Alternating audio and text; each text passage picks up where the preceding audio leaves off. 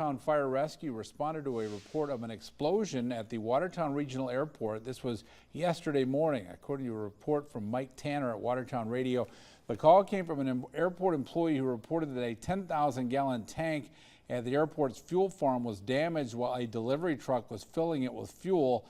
The tank was filled with about 500 gallons of fuel before the explosion occurred. Witnesses said while the tank was being filled, there was a small explosion followed by a plume of smoke coming from near the tank vent at the top of it. After confirming there were no leaks in the tank or fuel vapors around the tank, the entry team was able to disconnect that tank from the fill trailer. Now, the cause of this incident is still under investigation and there were no injuries.